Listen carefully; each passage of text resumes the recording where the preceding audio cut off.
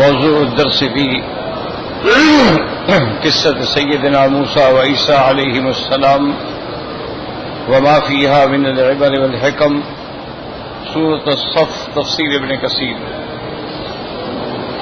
الحمد لله رب العالمين، والصلاة والسلام على أشرف الأنبياء وسيد المرسلين سيدنا محمد وعلى آله وأصحابه أجمعين. اللهم صل على سيدنا محمد وعلى آل سيدنا محمد كما صليت على إبراهيم وعلى آل إبراهيم في العالمين إنك حميد مجيد. أعوذ بالله من الشيطان الرجيم. بسم الله الرحمن الرحيم. وَإِذْ قَالَ مُوسَى لِقَوْمِهِ يَا قَوْمِ لِمَ تُؤْذُونَنِي وَقَدْ تَعْلَمُونَ أَنِّي رَسُولُ اللَّهِ إِلَيْكُمْ فَلَمَّا زَاغُوا أَزَاغَ اللَّهُ قُلُوبَهُمْ وَاللَّهُ لَا يَهْدِي الْقَوْمَ الْفَاسِقِينَ. وَإِذْ قَالَ عِيسَى ابْنُ مَرْيَمَ يَا بَنِي إِسْرَائِيلَ إِنِّي رَسُولُ اللَّهِ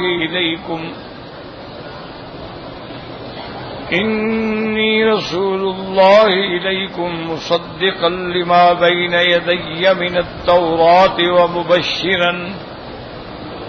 وَمُبَشِّرًا بِرَسُولٍ يَأْتِي مِن بعد اسمه أحمد.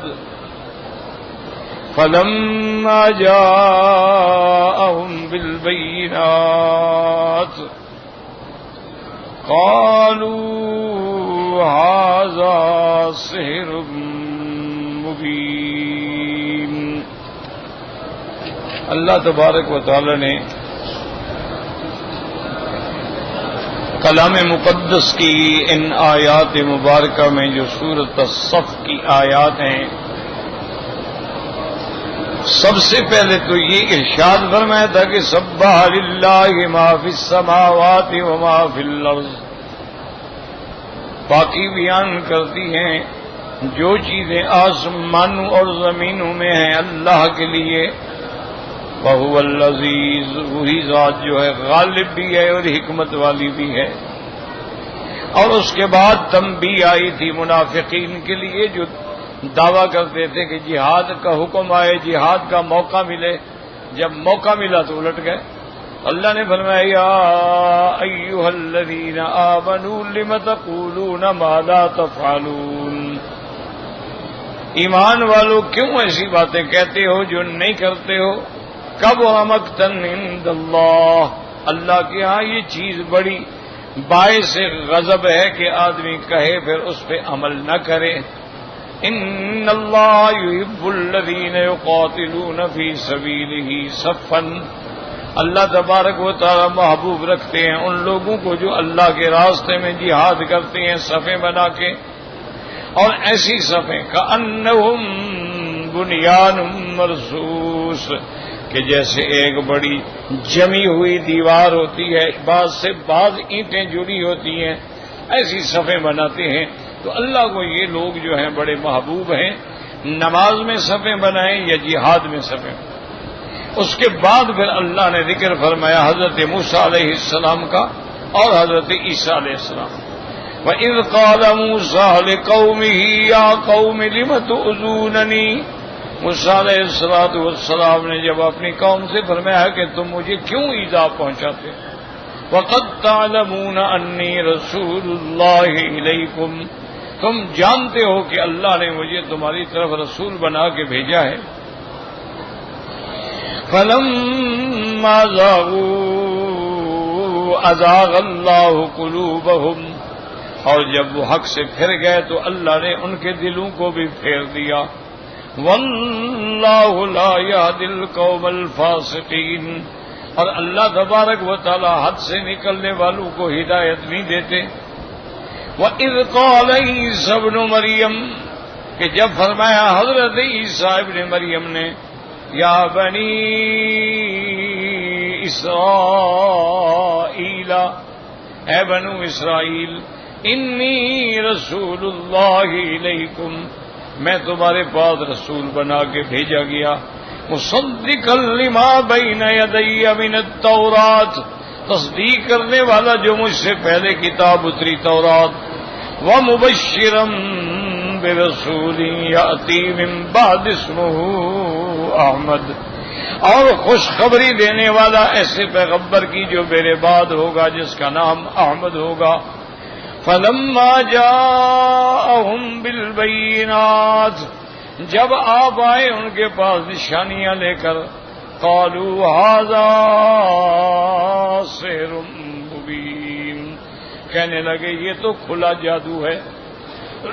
تو اب ان آیات میں سمجھیں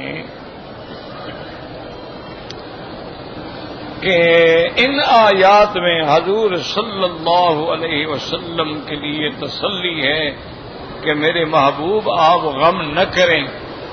آج اگر قریش آپ کی تکذیب کر رہے ہیں تو پہلے بھی جو پیغمبر گزرے ہیں ان کی بھی تکذیب کی، یہ آپ کو ستا رہے ہیں، پہلے پیغمبروں کو بھی ستایا گیا، اس لیے آپ غم نہ کریں، یہ سنت اللہ ہے اور آپ صبر۔ تو ایک تو ہمیں یہ مسئلہ سمجھ آیا کہ پیغمبر کا انکار ہو، تکذیب ہو یا ایذا ہو، یہ سب حرام۔ ایک ہے کہ آدمی نبوت کا انکار کرتا ہے، جی میں نہیں مانتا، ایک ہے کہ ایذا بھی پہنچاتا۔ اب ایذا جو ہے وہ دو قسم سے ہوتا ہے، یا تو جسمانی ایذا ہے، جیسے حضور صلی اللہ علیہ وسلم پر طائف میں پتھر برسائے گئے،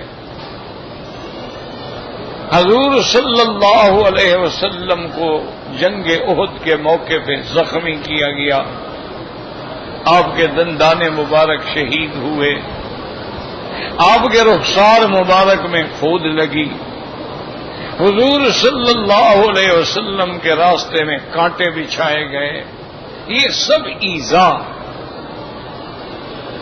اسی طرح انہوں نے موسیٰ علیہ السلام کو بھی انواع من الایذا، ہر قسم کا ایذا پہنچا، آپ پر عیب بھی لگائے، آپ کو جادوگر بھی کہا گیا، آپ کو نعوذ باللہ ایک حقیر انسان بھی کہا گیا، اور پھر حضرت موسیٰ علیہ السلام جو بھی فرماتے رہے انکار ہوتا، جہاد کرو نہیں کرتے، اللہ کے راستے میں قربانی دو نہیں دیتے، یہ سب ایذا۔ تو ایذا پہنچانا حرام۔ اور دوسرا مسئلہ یہ آیا کہ فلما زاغوا، اللہ فرماتے ہیں کہ جب وہ پھر گئے تو ہم نے بھی ان کے دلوں کو پھیر دیا۔ تو اس کا معنی یہ ہوتا ہے کہ اگر کوئی آدمی ہدایت نہیں چاہتا ہے تو پھر اللہ بھی اس کے دلوں کو پھیر دے۔ ہدایت طلب کرو گے، محنت کرو گے تو ہدایت ملے گی۔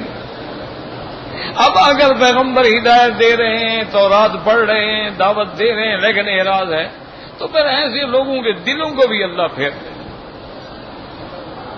اور جیسے کہ فرمایا کہ ختم اللہ علی قلوبہم، پھر اللہ ان کے دلوں پہ مہر کر دیتے ہیں کہ کوئی خیر کی بات داخل ہی نہیں ہو سکتی، ان کے کانوں پر بھی مہر کر دیتے ہیں کہ کوئی اچھی بات وہ سنتے ہی نہیں، ان کی آنکھوں پر بھی مہر کر دیتے ہیں کہ وہ سیدھا راستہ دیکھتے ہی نہیں۔ تو اس لیے فرمایا کہ فلما زاغوا ازاغ اللہ قلوبہم، اور آگے فرماتے ہیں واللہ لا یہدی القوم الفاسقین، اللہ فاسقین کو ہدایت نہیں دیتے، تو ہدایت بھی آخر کس کو دیتے ہیں؟ اگر پہلے آدمی ہدایت پہ ہو تو اس کو ہدایت دینے کا کیا مطلب؟ ہدایت تو آتی اسی لیے ہے نا کہ جو بگڑے ہوئے ہیں ان کو ہدایت دی جائے۔ فاسقین کہتے ہیں حد سے نکل جانے والے، اللہ کے احکام کو توڑنے والے. اسی لیے جو آدمی گناہ کبیرہ کرتا ہے اس کو کہتے ہیں فاسق ہے. وجہ کیا ہے کہ اس نے اللہ کی حدوں کو توڑ دیا. اسی لیے یہ چوہا جو ہے نا اس کو عربی میں کہتے ہیں فویسقہ. یہ بھی ادھر سے نکل جائے گا, ادھر سے نکل جائے گا, ادھر سے نکل جائے گا, یعنی اپنے نکلنے کے لیے کئی راستے بناتا ہے. تو فاسق کہتے ہیں اللہ کے حدود کو توڑ کے نکلنے والا. تو جب وہ اللہ کی حدود کو توڑ رہے ہیں, توڑنا چاہتے ہیں, وہ ہدایت چاہتے نہیں, اللہ پھر ان کو بھی ہدایت دے. یہ قاعدہ ہے, ہدایت مانگنے والے کو ملتی ہے, ہدایت طلب کرنے والے کو ملتی ہے, ہدایت جستجو کرنے والے کو ملتی ہے. لیکن جو آدمی اللہ کے قوانین کو توڑتا ہو پھر اللہ اس کو ہدایت نہیں دے. ایک بات. اب مسئلہ آیا سیدنا عیسیٰ ابن مریم. ایک مسئلہ تو یہ سمجھیں کہ اللہ نے جتنے پیغمبر بھیجے ہیں سب پر ہمارا ایمان ہے,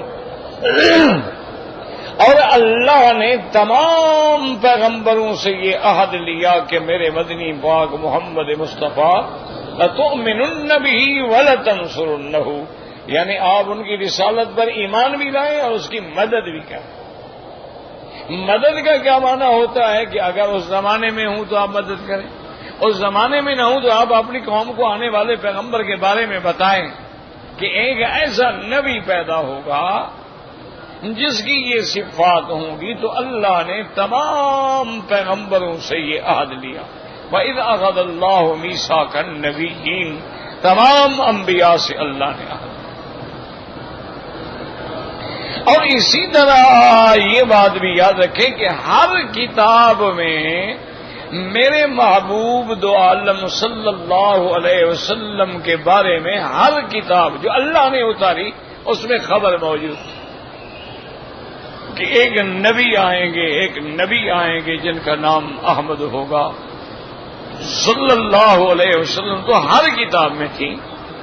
زیادہ تفاصیل جو ہیں وہ تورات میں ہیں, اور پھر زیادہ تفاصیل جو ہیں وہ عیسیٰ علیہ السلام کے بیانات میں ہیں, کیونکہ ان کا زمانہ حضور کے قریب ہے. ایک بات. دوسری بات یہ سمجھیں کہ اللہ تو جانتے تھے نا کہ بھی یہودی بھی رہیں گے اور نصارہ بھی رہیں گے قیامت تک. تو اس لیے اللہ نے ان پیغمبروں کے واقعات کو بڑی تفصیل سے بیان کیا. اللہ کے علم میں ہے کہ یہودی, اب دیکھو 1400 سال گزر گئے یہودی بیٹھے, بلکہ یوں سمجھیں کہ آج کل تو پورے عالم پر وہ مسلط ہے. پورا عالم جو ہے اس وقت ان کی, جیسے اقبال نے کہا تھا نا کہ جان افرنگ پنجہ یہود میں ہے. اب جتنے ملک ہیں دراصل یہ یہودیوں کے پنجے میں, اس سے نکل ہی نہیں سکتے. اس کی وجہ یہ ہے کہ ایک تو یہود جو ہے نا, یاد رکھو یہ کچھ بھی ہوں اہل کتاب تھے. نصارہ جو ہیں یہ کچھ بھی ہوں یہ اہل کتاب تھے. تو ان کے پاس یعنی اللہ کی کتابوں کا علم پہلے سے تھا. ایک چیز. اور دوسری بات یہ ہے کہ یہود جو ہیں ان کے دلوں میں اسلام کے خلاف, مسلمانوں کے خلاف, میرے مدنی پاک کے خلاف ایک حسد تھا اور ایک بغض تھا اور عداوت تھی کہ حضور کی وجہ سے ہمارے خاندان سے نبوت چلی گئی. اس لیے ان کو سب سے زیادہ بغض جو ہے وہ عالم اسلام سے. اور پھر یہ بھی یاد رکھیں کہ ان پر بھی کئی ادوار آئے ہیں. یہ بڑی کوئی ڈھیٹ قوم ہے. ان پہ ایسے ادوار آئے ہیں کہ بخت نصر نے آ کر ان کو مٹا ڈالا, ان کو پیس دیا, اور ایک ایک دن میں 70 ہزار یہودی کو اس نے قتل کیا. ان پر ایسے ایسے مظالم ہوئے ہیں کہ 6 لاکھ کی تعداد میں ہٹلر کے زمانے میں یہ مارے گئے.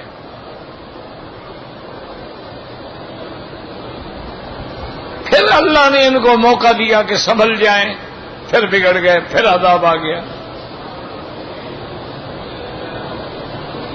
پھر اللہ نے موقع دیا کہ سنبھل جائیں، پھر بگڑ گئے، پھر عذاب آ گیا. تو یہ کوئی بڑی مکار، عیار اور مبغوض قوم ہے جن پہ اللہ کی لعنت ہے. اور اب انہوں نے بڑی سوچ سمجھ کر یہ فیصلہ کیا کہ بھئی ہم ایک تو تھوڑے ہیں، تو ہم مسلمانوں کا کیسے مقابلہ کر سکتے ہیں؟ مسلمان تو دنیا میں 1 ارب 36 کروڑ ہے اور ہم تو 2 کروڑ بھی نہیں بنتے. تو انہوں نے اس کو باقاعدہ پلاننگ کی. ہماری طرح نہیں ہے، ہم تو ماشاءاللہ مسلمان ہیں تو اللہ کا دین حق ہے، چل رہا ہے، ورنہ ہم نے تو دین کے لیے کچھ بھی نہیں کیا ہے. یہ تو اللہ کا دین ہے، قائم رہے گا انشاءاللہ. ہم رہیں نہ رہیں دین تو رہے گا، اسلام رہے گا، قرآن رہے گا. لیکن ہم نے تو کچھ نہیں کیا نا. انہوں نے باقاعدہ محنت کی ہے کہ اسلام کو نقصان پہنچانے کے 2 طریقے ہیں. ایک تو ان کو مذہبی طور پہ نقصان فرقہ واریت سے پہنچاؤ، تو یہ مسلمانوں میں داخل ہو گئے اور اس کے بعد پھر انہوں نے فرقے بنائے. کہیں خوارجی ہیں، کہیں شیعہ ہے، کہیں رافضی ہے، کہیں معتزلہ ہیں، کہیں قدریہ ہیں، کہیں جبریہ ہیں، کہیں مشبہ ہیں، کہیں کرامیہ. اتنے فرقے بنا دیے کہ مسلمانوں میں ہمیشہ لڑائی رہے. اور یہ سارے فرقے بنانے والے جو 72 فرقہ ہے نا جہنمی، جن کے بارے میں حضور نے فرمایا کہ میری امت 73 فرقے بٹے گی، 1 جنتی ہوگا، 72 جہنمی ہوں گے. وہ 72 کے 72 جو ہیں ان کے پیچھے یہودی ہے.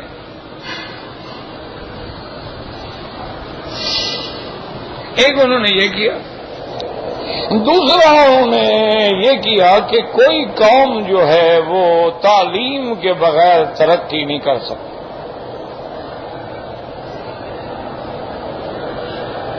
انہوں نے اپنا سارا زور جو ہے نا جی وہ تعلیم حاصل کرنے پہ دیا کہ ہمارا ہر آدمی، ہر بچہ، ہر بچی جو ہے پڑھی لکھی ہو. آج دنیا میں جو سب سے چوٹی کی یونیورسٹی ہیں وہ یہودیوں کی.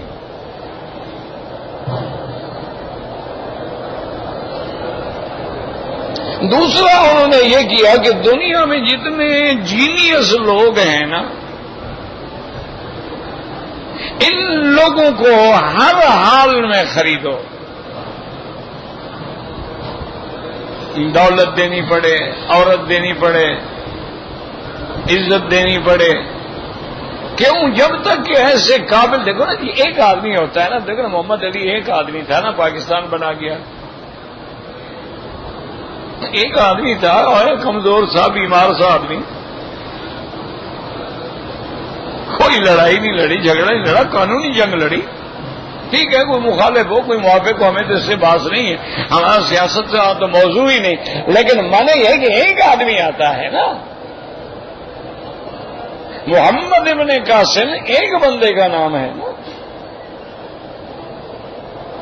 صلاح الدین ایوبی ایک بندے کا نام ہے نا،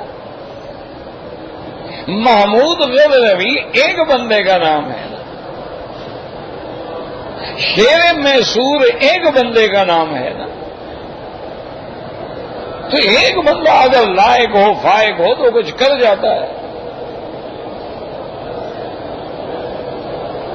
یہ تو نہیں ہوتا کہ بھیڑ ہو اور سمجھنے والا ایک بھی نہ ہو. اب دیکھیں امام بخاری ایک آدمی ہے نا، ایک ایسی کتاب لگ گئے، صدیاں گزر گئی، ہر مدرسے میں بخاری شریف پڑھائی جا رہی ہے.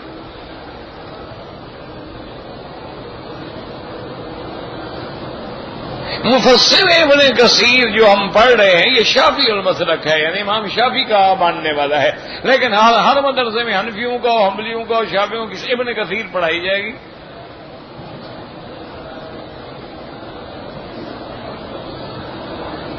فقہی مسائل میں آگے دیکھ لیں کہ 1400 سال میں خیر القرون کے زمانے سے لے کر بعد تک 4 ہی فقہا پیدا ہوئے نا، امام ابو حنیفہ، امام شافعی، امام مالک، امام حنبل، بس۔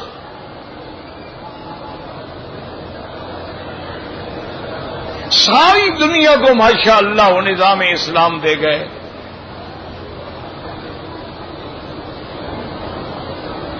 تو اصل بات یہ ہوتی ہے میرے عزیز کہ ایک ہی آدمی اٹھتا ہے اور وہ پھر پورے ملک کی ہدایت کا ذریعہ بن جاتا ہے۔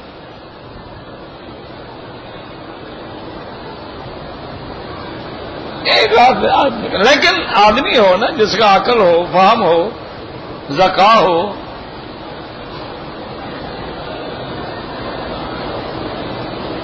تو اس لیے انہوں نے یہ فیصلہ کر لیا کہ بھائی جینیس لوگ جو ہیں وہ اہل علم میں ہیں، وہ نصارہ میں ہیں، اچھا وہ چاہے کرکٹ کے کھلاڑی ہیں، وہ ہاکی کے کھلاڑی ہیں، وہ فٹ بال کے پلیئر ہیں، سب ان کو اپنا بناؤ، کیونکہ جب یہ ٹاپ کریں گے تو پھر نام تو ہمارا ہوگا نا۔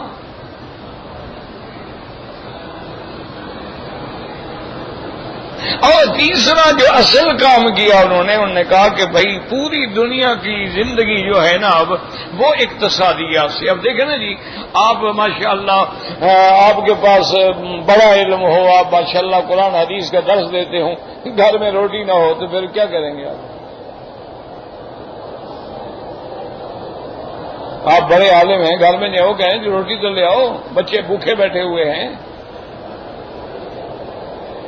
تمہاری کتابیں تو بچے نہیں کھائیں گے نا، ان کے لیے کچھ روٹی تو لاؤ نا۔ سب سے بڑا مسئلہ جو ہے نا جی وہ اقتصادیات کا۔ ان بدبختوں نے ایسا طریقہ اختیار کیا کہ پوری دنیا کا نظام چلے گا سونے چاندی پہ، کیونکہ اللہ نے انہی کو کنز قرار دیا ہے، والذین یکنزون الذھب والفضة، ان 2 چیزوں کو اللہ نے کنز فرمایا ہے۔ یہودی ہیں، وہ قرآن پڑھتے ہیں، قرآن سمجھتے ہیں، ہم قرآن پڑھتے ہیں اور طویل لکھتے ہیں ماشاءاللہ۔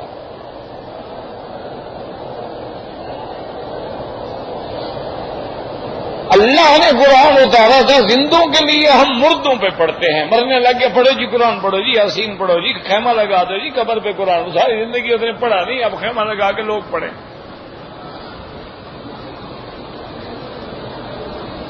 انہوں نے قرآن سے سیکھا کہ قرآن کہتا ہے کہ پرندے آئے تھے اور ان کے پنجوں میں چھوٹے چھوٹے پتھر تھے اور انہوں نے ایسے پتھر اوپر سے پھینکا، وہ جناب فیل باندھ کے سر پہ آیا، اس کے اندر سے نکلا، ہاتھی کے اندر سے نکلا، چورا چورا کر کے رکھ دیا۔ انہوں نے کہا ہاں اس کا مطلب ہے کہ کوئی ذرہ ہے ایسا،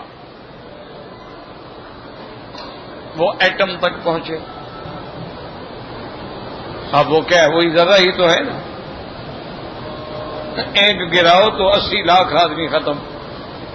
اس وقت تو ٹوٹا پھوٹا سا ابتدائی ایٹم تھا نا، آج کل کے جو ایٹم ہے یہ تو ارب بندے ختم ہو جائیں گے، یہ وہ نہیں ہے، وہ تو صرف کھلونا تھا ان کے مقابلے پہ۔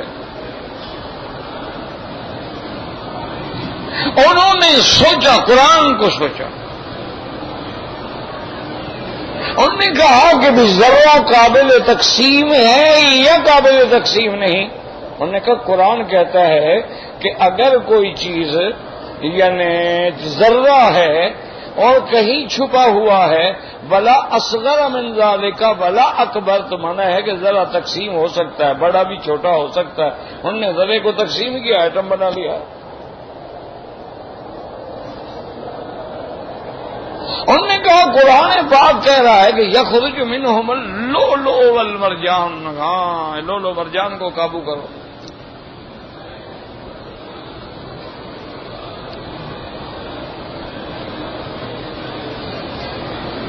انہوں نے ہر وہ چیز جو اللہ کے قرآن میں پڑھی کہ قرآن تو ہماری آنکھیں کھول دی، قرآن تو چاہتا ہے کہ پوری دنیا پہ قرآن کا حکومت ہو۔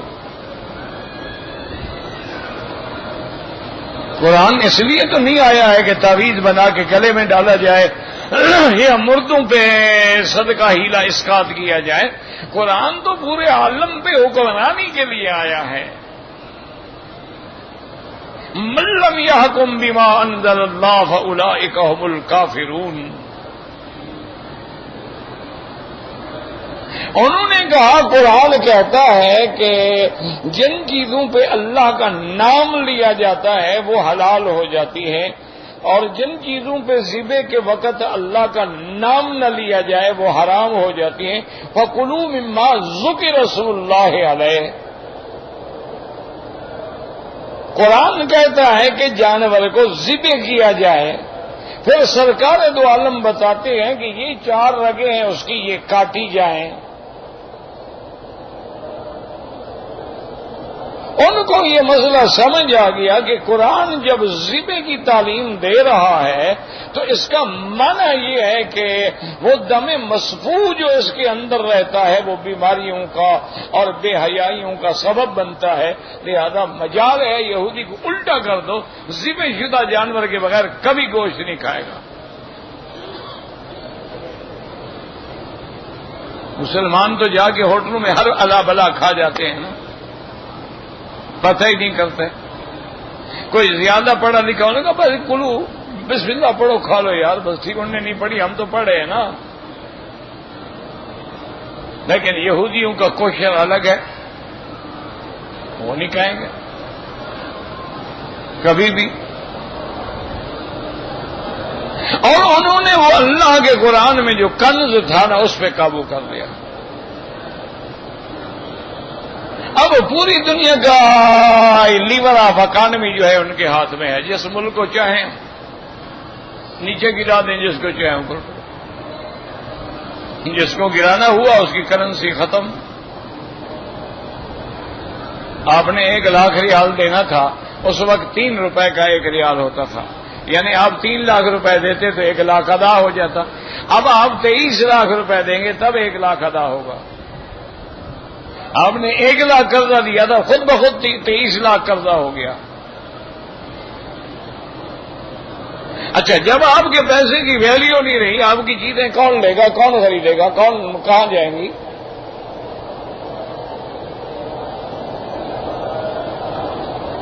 وہ ایسا شاطر دماغ ہے نا جی، بیٹھے بیٹھے جس کرنسی کو چاہے اوپر لے جائے، جس کو چاہے نیچے لے جائے. ان کو جنگ کرنے کی ضرورت ہی نہیں ہے. یہ جو ہم لڑ رہے ہیں نا جی، ڈنڈا سوٹا، ایک دوسرے کو دینا، مار دینا، مسجدوں میں مار دینا، اس کو مار دینا، مسلمانوں کو مار دینا، گاڑیوں میں بندے مار ڈالنے، بسوں میں بندے مار ڈالنے، یہ تو ہماری بے وقوفوں کا کام ہے. وہ کوئی پاگل ہے کہ لوگوں مرے؟ کبھی دیکھا آپ نے کوئی یہودی آیا آپ کو مارنے کے لیے آپ کے ملک میں؟ آپ کو کبھی ملا ہے کوئی یہودی؟ اس کو ضرورت ہی نہیں ہے. اس کو کیا ضرورت ہے؟ وہ آپ کو بھوکھا رکھ کے مار دے گا، وہ آپ کے پانی بند کر دے گا، وہ آپ کے ڈیم نہیں بننے دے گا، وہ آپ کے دریاؤں کو خشک کر ڈالے گا، یا پھر ایسا سیلاب آئے گا کہ 2-4 دریاؤں کا رخ آپ کی طرف پھروا دے گا. یا آپ پانی سے ڈوب جائیں گے یا پانی کے بغیر مر جائیں گے. اس سے کیا ضرورت پڑی ہے کہ وہ مسجدوں میں آ کے دھماکے کرتا پھرے؟ پاگل ہو گیا.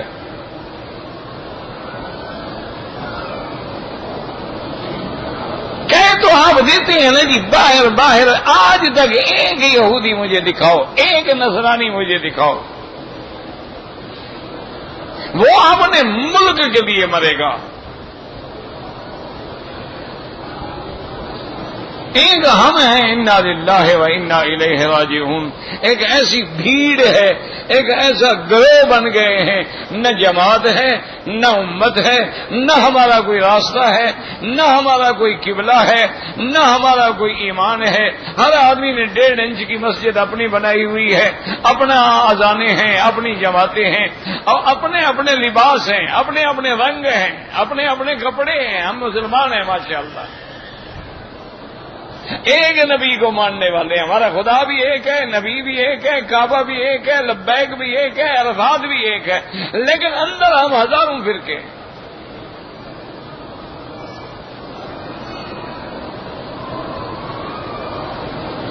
اس لیے اللہ تبارک و تعالی نے موسیٰ علیہ السلام اور عیسیٰ علیہ السلام کا ذکر بڑی تفصیل سے کیا ہے کہ آنے والے دور میں میرے محبوب کے دور میں یہودی بھی ہوگا، نصرانی بھی ہوگا، اہل کتاب ہے، ان سے مکالمات بھی ہوں گے، ان سے مناظرے بھی ہوں گے، ان کے ساتھ باتیں بھی ہوں گی۔ تو اتنا مواد اللہ نے قرآن میں دے دیا ہے کہ کوئی بڑے سے بڑا کوئی جاہل ہو ورنہ اس کو ماننا پڑتا ہے کہ محمد مصطفیٰ سچا نبی ہے صلی اللہ علیہ وسلم۔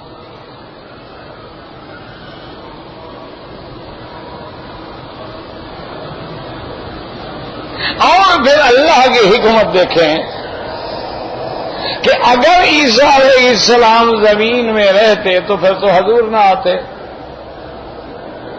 بات سمجھو، کیوں؟ جب خاتم النبیین آئے گا تو اور کوئی نبی نہیں ہو سکتا۔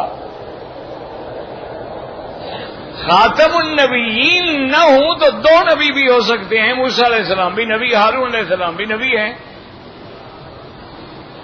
حضرت یعقوب علیہ السلام بھی نبی ہیں، یوسف علیہ السلام بھی نبی ہیں، داؤد علیہ السلام بھی نبی ہیں، سلیمان علیہ السلام بھی نبی ہیں، لیکن چونکہ آمنہ کے لال ہیں خاتم الانبیاء، اور جب خاتم الانبیاء آ جائیں گے تو اور نبی تو ہو نہیں سکتا۔ اچھا، اب اور اگر نبی ہو نہیں سکتا تو اللہ کا نظام ہے کہ جو پیغمبر آتا ہے آنے والے کی خوشخبری دیتا ہے اور جانے والے کی تصدیق کرتا ہے، جیسے کہ حضرت عیسیٰ صاحب نے کہا کہ موسیٰ علیہ السلام سچے نبی، تورات سچی کتاب، آنے والے نبی احمد مصطفیٰ ہیں، تو اب حضور کے بعد تو نبی ہے نہیں نا، کون سا نبی تصدیق کرے؟ اللہ نے عیسیٰ علیہ السلام کو آسمانوں پہ اٹھا لیا کہ آپ بیٹھے رہیں، ہم آپ کو آخری زمانے میں اتاریں گے، اور آپ جا کے جیسے مبشر تھے اسی طرح حضور کی نبوت کی تصدیق کریں گے، اور پھر آپ نبی بن کے نہیں اتریں گے، آپ امتی ہوں گے محمد مصطفیٰ صلی اللہ علیہ وسلم، اور حضور کی شریعت پہ چلنے والے ہوں گے۔ تو اس لیے اللہ نے یہ ایسا نظام بنایا ہے کہ موسیٰ علیہ السلام، عیسیٰ علیہ السلام کے ذکر کو اللہ نے بڑا کھول کے دیا۔ اچھا، اب عیسیٰ علیہ السلام نے قوم سے کیا کہا کہ یا بنی اسرائیل، سمجھیں اللہ کے قرآن کو۔ موسیٰ علیہ السلام اس قال موسیٰ علیہ قوم ہی اپنی قوم سے کہا، اور عیسیٰ علیہ السلام کس کو کہہ رہے ہیں؟ یا بنی اسرائیل، یا بنی اسرائیل۔ تو اس لیے ہمیں پتہ چلا کہ یہ ایک قوم کے لیے نبی بن کے آئے تھے، اور یہ شان فقط آمنہ کی لال کے لیے ہے کہ جو ساری کائنات کے لیے نبی بن کے آئے۔ حضور پاک نے جہاں اپنی قوم کو خطاب کیا وہاں آپ نے یا ایھا الناس، یا ایھا الناس، یا ایھا الناس تمام عالم کے انسانوں کو خطاب کیا۔ کیوں؟ حضور تو سب کے لیے نبی تھے، صرف مکے والوں کے لیے تو نہیں تھے، آپ صرف حجاز کے لیے تو نہیں تھے، آپ کی نبوت جو تھی وہ تو عالمی نبوت تھی۔ اس لیے حضور کی خطاب میں ملے گا کہ یا ایھا الناس اعبدوا ربکم الذی خلقکم، یا ایھا الناس انی رسول اللہ الیکم جمیعا، یا ایھا الناس اتقوا ربکم، یا ایھا الناس، یا ایھا الناس۔ اسی لیے حضور پاک نے کبھی پھر خاص طور پہ دو قوموں کو مخاطب کیا کہ یا معشر الجن والانس ان استطعتم ان تنفذوا من اقطار السماوات والارض فانفذوا لا تنفذون من سلطان الا بسلطان۔ تو اللہ کے نبی نے اب انسانوں کو اور جنوں دونوں کو مخاطب کیا۔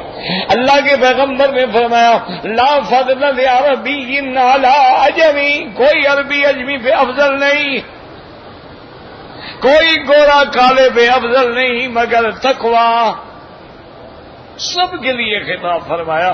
تو اس لیے اللہ تبارک و تعالی نے عیسیٰ علیہ السلام کو بھیجا، مبعوث فرمایا، رسول بنایا، معجزات دیے اور مبشر بنایا محمد مصطفیٰ کا.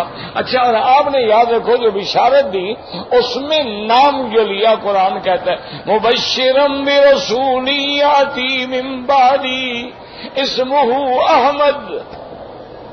تو یاد رکھیں کہ حضور کا نام آسمانوں میں احمد ہے اور زمینوں میں آپ کا نام محمد ہے صلی اللہ علیہ وسلم.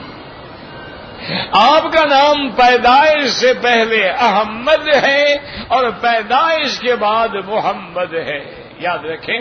اچھا، اور اسی لیے حضور نے فرمایا صحیح حدیث میں ہے کہ انا احمد و انا محمد، احمد بھی میرا نام ہے، محمد بھی میرا نام ہے، وانا الماہی، ماہی بھی میرا نام ہے، الذی یمحو اللہ بہ الکفر، جس کے ذریعے اللہ کفر کو مٹائیں گے، وانا الحاشر، اور حاشر بھی میرا نام ہے، یحشر الناس علی قدمی، ساری مخلوق جو ہے میرے قدم پہ، میرے پرچم کے نیچے کھڑی ہوگی، وَأَنَا الْعَاقِبُ، عاقب بھی میرا نام ہے کہ الَّذِي لَيْسَ بَعْدَهُ نبی.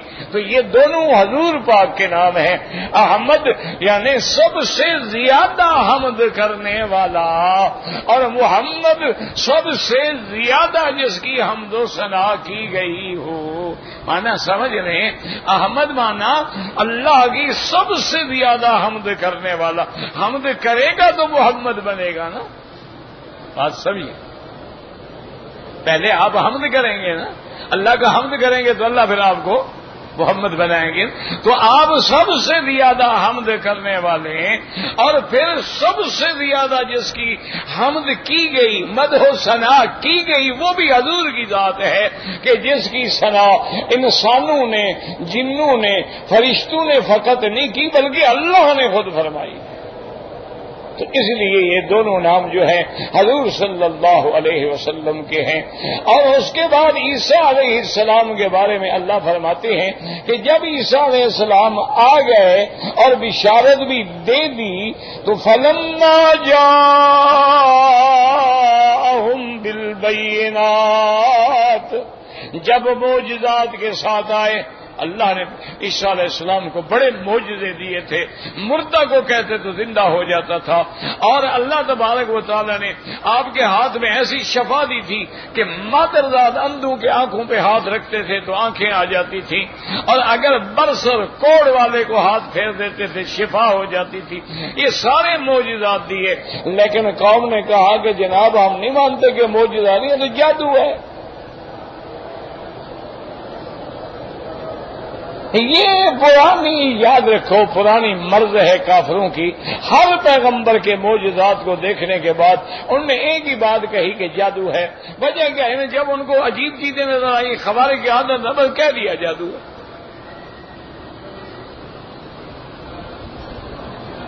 بھائی جادو ہے تو تمہارے پاس تو 70,000 سے زیادہ جادوگر تھے فرعون کے، تم بھی پھر جادو کے ساتھ مقابلہ کرو. تم بھی عیسیٰ علیہ السلام کی طرح، جادو کی طرح کوئی ایسا پرندہ بنا کے پھونک مار کے اڑا دو. تم بھی عیسیٰ علیہ السلام کی طرح ہاتھ لگا کے کوڑ اور برس کی بیماریوں کو ختم کر دو. نہیں، کیونکہ جب جواب نہ ہو تو پھر آدمی ایسی ہی بات کرتا ہے کہ اسی لیے اللہ فرماتا ہے کہ جتنی قومیں آتی گئیں اور جتنے پیغمبر آئے سب نے یہی کہا کہ جادو ہے. كذلك ما أتى الذين من قبلهم من رسول إلا قالوا ساحر أو مجنون. جو بھی آیا کہا جادوگر ہے یا مجنون ہے. اتواصوا میں ایک دوسرے کو پتہ نہیں وصیت کر کے جاتے ہیں یہی کہنا ہے. اصل بات یہ نہیں، بل ہم قوم طاغون، اصل بات یہ ہے کہ یہ قومیں جو ہیں حد سے نکلنے والی ہیں. تو ان آیات میں اللہ نے رسالت عیسیٰ علیہ السلام اور ان کی بشارت محمد مصطفیٰ علیہ الصلاۃ والتسلیم، یعنی اتنی واضح بشارتیں تھیں کہ جس نے بھی تورات پڑھی، انجیل پڑھی، علامات نبوت جو ایسے ہوں جیسے چاند چمکتا ہے، چمک رہی تھی، اتنی وضاحت سے لکھا ہوا تھا کہ ایک پیغمبر ہوگا، مولدہ بمکہ تھا، مکے میں پیدا ہوگا، طیبہ میں ہجرت کرے گا، اور اس کے مابین کتفے جو ہے نبوت کی ایک مہر علامت ہوگی، اور ہدیہ قبول فرمائے گا، صدقے کا مال کبھی نہیں کھائے گا، اور اس کی امت جو ہے وہ بھی حمادون ہوں گی، ہر حال میں حمد کرنے والے، اوقات کا خیال کرنے والے، نمازیں پڑھنے والے، راتیں مصلوں پہ گزارنے والے، عاجزی کرنے والے، مومن کے لیے نرم ہوں گے، کافروں کے لیے سخت ہوں گے۔ یہ تمام علامات موجود تھیں، لیکن جن کے مقدر میں تھا وہ ہدایت پہ آ گئے، اور جن کے مقدر میں نہیں تھا وہ آج بھی گمراہ ہیں۔ اللہ پاک رحمت فرمائے۔ ابھی آپ دیکھیں کہ ہندوؤں کی کتابیں ہیں نا وید، ان میں بھی اب ان کو ماننا پڑ گیا ہے کہ اس کے اندر بھی حضور کی بشارت موجود ہے، ان کے اندر بھی موجود ہے کہ جو سچا نبی ہے، خاتم الانبیاء ہے، وہ حضرت محمد مصطفیٰ ہے۔ کتاب وید میں بھی علامات مل گئی ہیں، اور جو ان کے یعنی تھوڑے سے منصف مزاج لوگ ہیں وہ مانتے ہیں، وہ مانتے ہیں کہ ہماری کتابوں میں، اچھا بعد اناجیل میں جو فار کلیت کا لفظ آتا ہے، وہ بھی جو منصف مزاج لوگ ہیں وہ مانتے ہیں کہ اس سے مراد بھی حضرت محمد مصطفیٰ ہے صلی اللہ علیہ وسلم، واللہ اعلم۔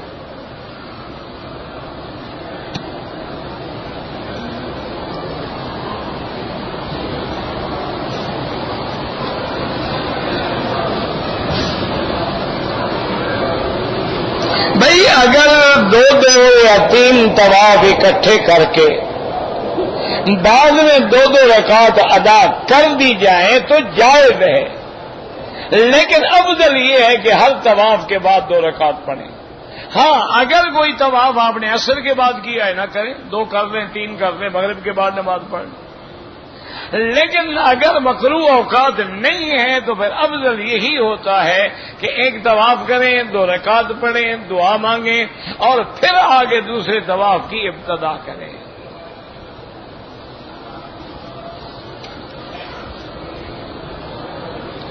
اگر عصر کے بعد ہم نے طواف کیا ہے تو اس کی 2 رکعت جو ہیں وہ امام ابو حنیفہ رحمت اللہ علیہ کے نزدیک مغرب کے بعد ادا کریں گے، لیکن امام احمد ابن حنبل رحمت اللہ علیہ کے نزدیک اللہ کے حرم میں اجازت ہے، وہ کہتے ہیں کہ جب بھی طواف کرے 2 رکعت پڑھ سکتا ہے۔ اصل میں یاد رکھیں کہ یہ مسائل جو ہیں میرے بزرگ، میرے بھائی، یہ اللہ کی رحمت ہے، اس کو ہم نے بلا وجہ لڑائی بنا دیا۔ اب بڑا آسان مسئلہ ہے کہ مثلا آپ عصر کے بعد آئے، آپ نے آ کے طواف کیا، اب آپ اسی نیت سے آئے ہیں کہ انشاءاللہ مغرب میں حرم میں پڑھوں گا، تو آرام سے مغرب کے بعد 2 رکعت پڑھ لیں، کوئی جھگڑا ہی نہیں، تاکہ کوئی حدیث مخالف بھی نہ ہو۔ اچھا آپ کا قافلہ جا رہا ہے، گاڑی تیار ہے، ساتھی بسوں میں بیٹھ گئے ہیں، پڑھ کے چلے جائیں، کوئی مسئلہ نہیں، کوئی کفر اسلام کی جنگ تو نہیں ہے۔ اگر کوئی مجبوری ہے تو ایک امام وہی اجازت دے رہا ہے نا، اور مجبوری نہیں ہے تو پھر کوشش کریں کہ آپ کے لیے مغرب کے بعد پڑھنا جو ہے وہ بالاتفاق جائز ہے، کوئی حدیث بھی مخالف نہیں۔ اچھا پھر امام احمد حنبل رحمۃ اللہ علیہ فرماتے ہیں عصر کے بعد پڑھنا جائز ہے، افضل ہونے کے نزدیک بھی مغرب کے بعد ہے، یعنی ایک جواز ہے، گنجائش ہے، حرم میں رعایت ہے، کیوں اتنی بڑی مخلوق ہے۔ اب سارے کے سارے تو بیٹھ نہیں سکتے تھے نا، دیکھو نا، اگر سارے بیٹھ جائیں، اسی لیے ہمیشہ یاد رکھا کریں یہ ہم پر اللہ کی رحمتیں ہیں۔ اب دیکھیں بعض امام فرماتے ہیں کہ مینا میں رہنا 8 کو جانا ہے نا، 9 کی رات بھی رہنا ہے، پھر 10 کو واپس آنا ہے، 11 کی رات، 12 کی رات. وہ کہتے ہیں مینا میں راتیں گزارنا واجب ہے، اگر نہیں گزارے گا دم پڑے گی.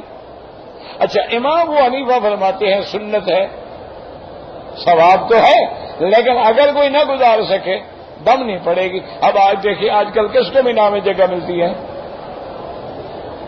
اب تو مینا چھوٹا سا رہ گیا، اب تو لوگ مزدلفہ میں ہوتے ہیں. اچھا، جب ہم مزدلفہ میں ہیں تو مینا میں تو نہیں ہے نا، پھر کیوں نہ ہم مکے میں رہیں، اپنے گھر میں آ جائیں جب ہم مینا سے باہر رہ رہے ہیں. تو اس لیے یہ اللہ کی رحمت ہے. اچھا، ایک امام کہتے ہیں کہ بھائی 10 تاریخ کو زوال سے پہلے کنکری مارنی ہے. دوسری امام کہتی ہیں سارا دن جائز ہے. تیسرا امام کہتا ہے دن رات جائز ہے. تو کسی نے کسی وقت مار لی، کام تو ہو گیا نا الحمدللہ. اگر ایک ہی وقت مقرر ہوتا لوگ مر جاتے، تو سارے لوگ مر گئے. تو اللہ حکومت کو جزائے خیر دے، اتنا بڑی پلیں بنا دی ہیں ماشاءاللہ کہ جتنا انشاءاللہ حاجی بڑھتے چلے جائیں ایک اور منزل چڑھا لیں گے اور کیا ہو جائے گا، یہی ہو جائے گا، ایک فلور اوپر اور چلے جائیں گے. اچھا، انہوں نے ٹرن ایسے رکھے ہیں کہ آدمی چلتے چلتے ٹانگیں جواب دے جاتی ہیں، دھکا کیا دے گا؟ دھکا کسی کو کیا دے گا؟ سانس ہوگی تو دھکا دے گا نا. وہ تو جناب جا رہے ہیں اور جا رہے ہیں اور جا رہے ہیں، شیطان تک پہنچتے پہنچتے ماشاءاللہ آدھی انرجی تو ختم ہو جاتی ہے. تو یہ اللہ کی حکمتیں ہیں، ان کو لڑائی خدا کے لیے نہ بناؤ.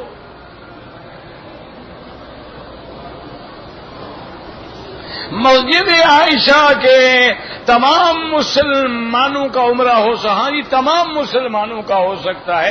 اللہ کے بندے، جب حکم نبی ہو، پتہ نہیں بی بی عائشہ کے نام سے کیا چڑ ہو گئی ہے. بی بی عائشہ نے یہ عمرہ خود کیا ہے یا حضور نے حکم دیا ہے؟ اگر حضور نے حکم دیا، کیا یہ بھی فرما دیا عائشہ صرف تمہارے لیے ہے یا صرف عورتوں کے لیے ہے مرد عمرہ نہ کریں، یا صرف مکے والوں کے لیے آفاقی نہ کریں؟ جب حضور نے پابندی نہیں لگائی تو کیوں عقل لڑاتے ہو؟ یہ کر سکتا ہے، وہ نہیں کر سکتا ہے، وہ کر سکتا ہے، وہ نہیں کر سکتا ہے. بلا وجہ بحث میں پڑھنے کی کیا ضرورت ہے؟ اچھا، بات کہہ دیتے ہیں جی گھر سے احرام باندھو عمرہ کر لو. او بابا، بی بی عائشہ مکے میں موجود تھی، اگر عمرے کا احرام گھر سے باندھا جا سکتا ہے تو بلا وجہ بی بی عائشہ کو تنیم بھیجا حضور نے. فرما دیتے بی بی اٹھو احرام باندھو اور جا کے عمرہ کر لو. تو معلوم ہوا کہ اگر عمرہ کرنا ہوگا تو حد حرم سے باہر جانا ضروری ہے. اب چاہے تم مسجد عائشہ جاؤ، جیرانہ جاؤ، عرفات جاؤ، حدیبیہ جاؤ، جدہ جاؤ، کہیں جاؤ، حد حرم سے باہر نکل کے احرام باندھ کے عمرہ کرو گے.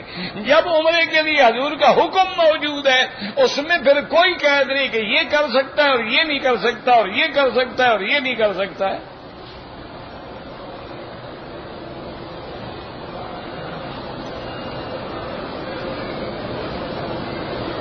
کہتے جی کہ فجر کی اذان کے بعد 2 رکعت سنت پڑھنے سے پہلے تحیت المسجد پڑھی جائے، بالکل نہیں.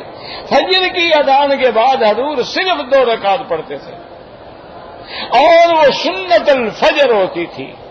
اور یہ بھی یاد رکھو، جب آپ 2 رکعت فجر والی پڑھیں گے تحیت المسجد اسی میں آ جائے گی اور الگ پڑھنے کی ضرورت ہی نہیں ہے.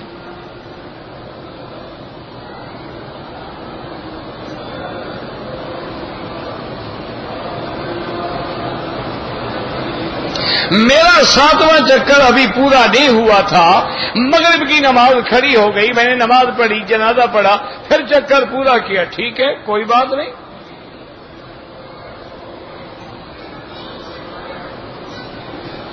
کہتے جی کہ حق المہر جو ہوتا ہے وہ لڑکے والوں کی مرضی کے مطابق ہوگا یا لڑکی والوں کی؟ ہوتا ہی لڑکی کا ہے تو لڑکے والے کی مرضی کا کیا مطلب؟ حق المہر جو ہے وہ لڑکی کا ہوتا ہے، لڑکے کا ہوتا ہے. تو جس کا ہے اس سے پوچھنا پڑے گا نا بھی کیا لوگی. اس کی شرط پہ ہوگا یا اس کے خاندان کی رعایت کی جائے گی کہ بھی باقی بہنوں کی شادی ہوئی ہے تو کیا حق المال تھا؟ یہ تو عورت کا حق ہے، مرد کا کیا حق ہے اس میں؟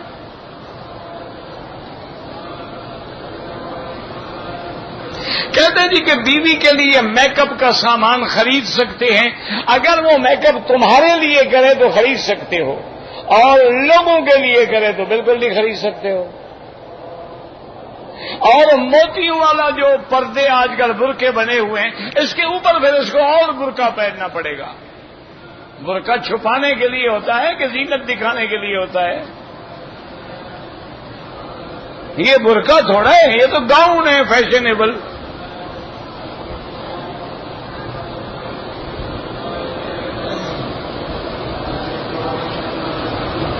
کہتے ہیں جی کہ ایک آدمی نے کہا کہ حضور پاک نے ننگا سر نماز پڑھا۔ ایک آدمی نے، کون وہ آدمی ہے جناب؟ کہاں سے اس نے کہا؟ خود دیکھا تھا؟ کسی حدیث میں پڑھا لے آؤ؟ اگلے دن میں نے اپنے طلباء کو صبح کے درس میں یہ بات کی تھی، وہ پڑھے لکھے لڑکے ہوتے ہیں نا یونیورسٹیوں کے ماشاءاللہ، میں نے کہا یار تم پڑھے لکھے لوگ انٹرنیٹ پہ بحث کرو کہ حضور پاک نے ساری زندگی میں کبھی بغیر کپڑے کے نماز پڑھی ہے؟ تو دوسرے دن ان کا ایک آیا، اس نے کہا جی ہم نے بحث کی ہے، ساری زندگی حضور نے نہیں پڑھی بغیر کپڑے کے۔ انہوں نے کہا باقاعدہ وضاحت موجود ہے کہ صرف احرام کی حالت میں حضور نے سر پہ کپڑا اتارا ہے۔ اب یہ کہنا ایک آدمی تو جناب کل خانیاں بھی کرتا ہے، ایک آدمی تو جناب عرس شریف بھی کرتا ہے، ایک آدمی جناب قوالیاں بھی کرتا ہے، وہ دین ہو گیا؟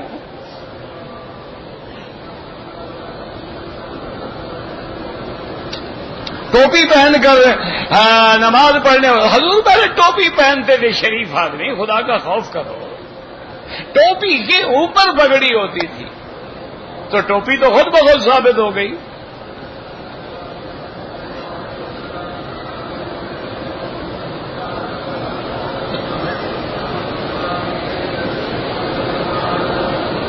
میں تبلیغ کے لیے جانا چاہتا ہوں، میری والدہ اجازت تو والدہ کو راضی رکھے، والدہ کی اجازت سے جائیں، اور جتنے دن کی والدہ اجازت دے اتنے دن جائیں، زیادہ نہ لگائیں۔ کوئی ضروری تو نہیں ہے نا کہ والدہ کو چھوڑ دیں۔ اللہ کے نبی نے فرمایا جہاد ہی نہ کرو جب تک والدہ اجازت نہ دے۔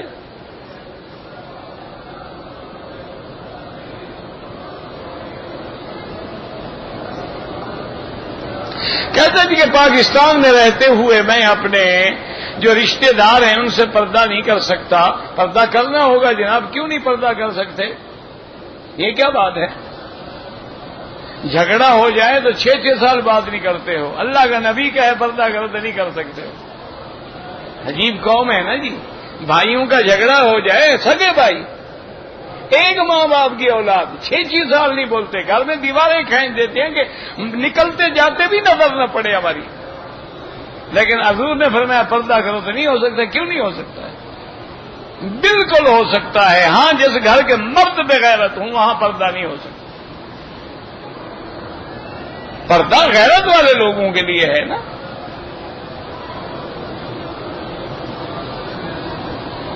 جبریل علیہ السلام جب وحی لاتے تھے تو کاغذ میں لکھ کے لاتے تھے، مجھ سے نہ کبھی قلم لیا نہ کاغذ لیا، میں کیا بتاؤں۔ بہرحال کبھی آگے خود حضور کے ساتھ بیٹھ کے پڑھتے تھے، اس لیے قرآن کہتا ہے لا تحرک بہ لسانک، جب جبریل پڑھ رہا ہو تو آپ زبان مبارک کو حرکت نہ دیں۔ تو معلوم ہوا کہ وہ پڑھتے تھے، وہ بولتے تھے، وہ کلام کرتے تھے، حضور سنتے تھے۔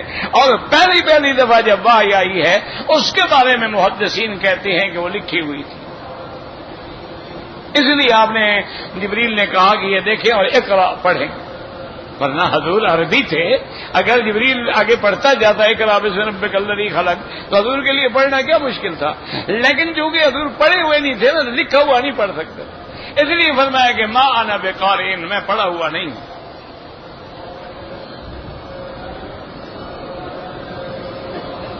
کہتے ہیں جی کہ بیوی سے ہم بستری کرنے کا کیا طریقہ کار ہے؟ تو جی اکیلے ملنا کبھی نہ، اب اتنے لوگوں میں کیسے سمجھاؤں؟ انا للہ و انا الیہ راجعون. کیا کریں، بس کیوں مرضی ہے بھائی. کعبہ شریف پہلے فرشتوں نے بنایا تھا.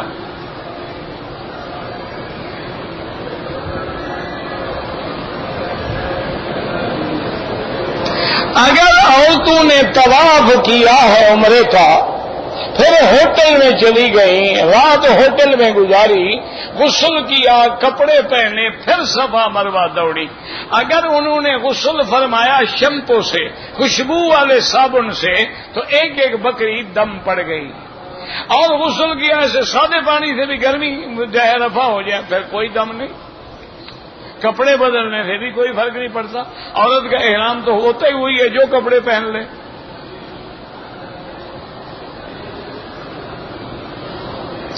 میں روزانہ مکے سے طائف جاتا ہوں.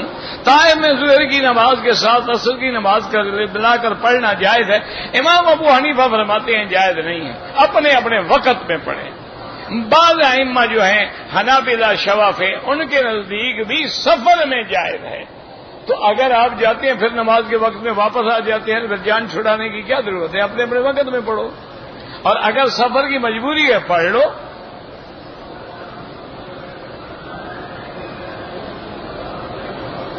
کہتے جی مجھے پیشاب کے خطرے آتے ہیں، میں وضو تو ہر نماز کے لیے نیا کرتا ہوں، انڈر ویئر رکھو، اس کو بھی دھویا کرو نا. یہ تو نہیں کہ وہ پیشاب کھڑا رہے اور آپ باہر سے وضو کرتے رہیں.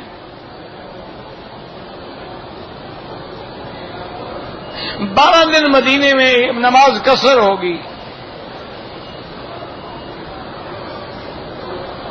اگر مسجد کے بعد حمامات جو ہیں ان کا رخ قبلے کی طرف بنا ہوا ہے، کیونکہ اگر بند ہے حمام تو اس میں رخ کا کوئی جھگڑا نہیں. میدان کے اندر قبلے کی طرف نہ رخ کریں نہ پشت کریں.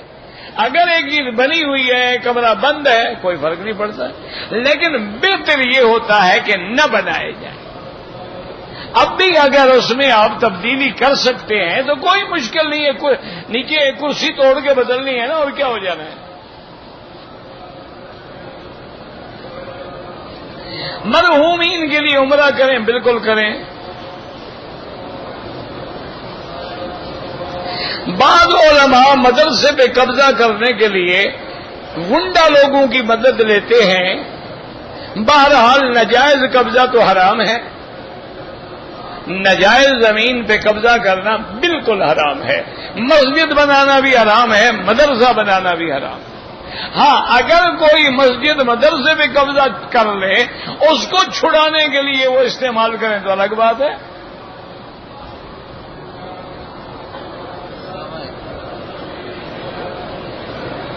میں نے عمرہ کیا پاکستان سے، جب آیا تو میں نے سر پہ حلق کرایا. پھر میں مدینہ منورہ چلا گیا، وہاں سے عمرے کا احرام باندھ کے آیا تو سر پہ کینچی سے بال کاٹے. بال تھے کہاں جو آپ نے کینچی سے کاٹے؟ بھائی پہلے آپ نے اس طرح پھرایا، بال ختم ہو گئے. اب آپ کے 4-5 دن میں اتنے بال تو نہیں آ گئے تھے کہ کینچی سے کٹ جائیں. آپ کو پھر بھی اس طرح پھروانا تھا، نہیں پھروایا، دم پڑ گئی. زندہ رشتہ داروں کے لیے عمرہ نہیں، آپ ان کے لیے دعا کریں.